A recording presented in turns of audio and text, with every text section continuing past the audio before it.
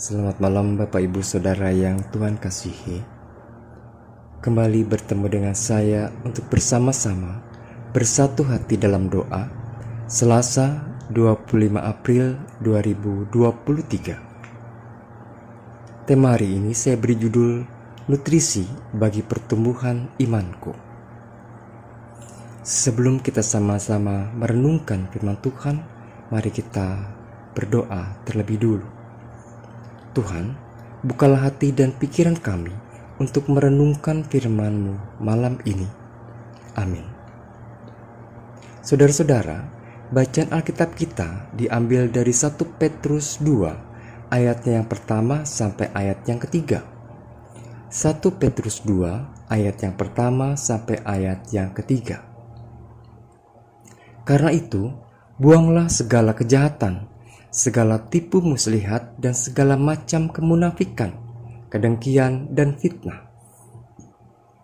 Dan jadilah sama seperti bayi yang baru lahir, yang selalu ingin akan air susu yang murni dan yang rohani, supaya olehnya kamu bertumbuh dan beroleh keselamatan, jika kamu benar-benar telah mengecap kebaikan Tuhan. Demikian firman Tuhan.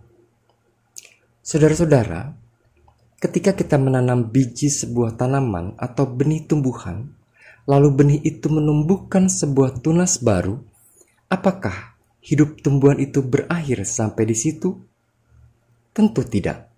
Tugas sebuah tanaman yang baru tumbuh itu tidak berhenti sampai di situ.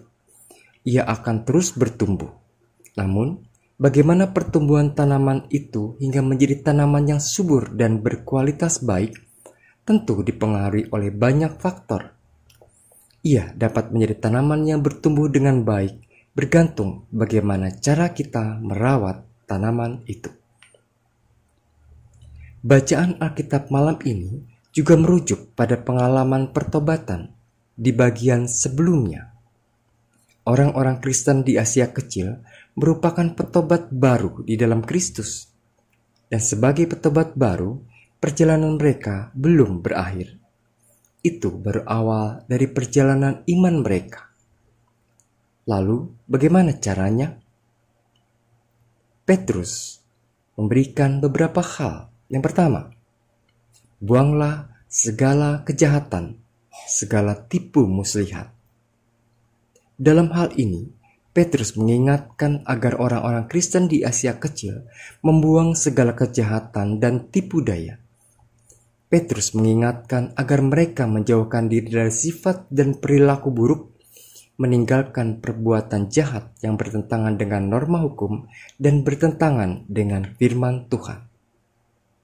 Yang kedua, buanglah segala macam kemunafikan, kedengkian, dan fitnah. Petrus juga mengingatkan agar mereka membuang segala kepura-puraan, alias jangan menjadi orang munafik.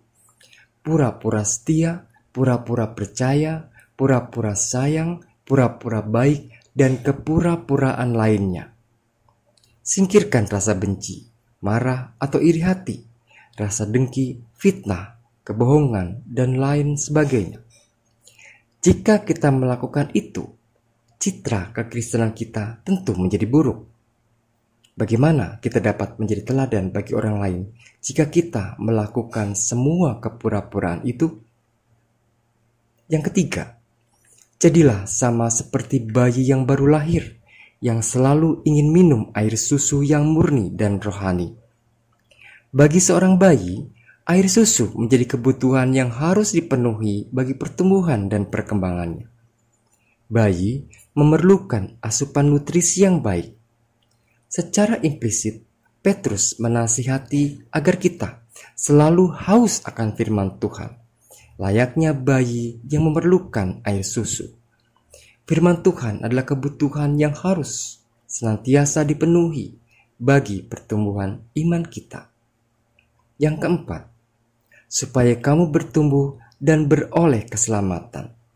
Saudara-saudara, bertumbuh dan memperoleh keselamatan adalah tujuan dari upaya kita menjadikan diri seperti bayi yang baru lahir tadi. Iman kita kian berakar dan bertumbuh dalam Dia. Itulah tujuannya. Ini sebagai bukti bahwa kita benar-benar telah menerima dan mengecap kebaikan Tuhan. Semua itu memang kita lakukan jika kita memang betul-betul sudah merasakan dan menerima serta mengecap kebaikan Tuhan, maka teruslah bertumbuh. Jadilah seperti bayi yang terus membutuhkan air susu yang murni dan yang rohani. Amin. Mari kita berdoa. Tuhan, terima kasih telah mengingatkan kami agar terus bertumbuh dan bertumbuh di dalam Engkau. Ajarlah kami untuk senantiasa bertekun dalam firman-Mu. Kami mengakui bahwa firman-Mu adalah makanan rohani yang paling baik bagi pertumbuhan iman kami. Dalam kasih-Mu yang akan terus menyertai tidur kami sepanjang malam ini. Amin.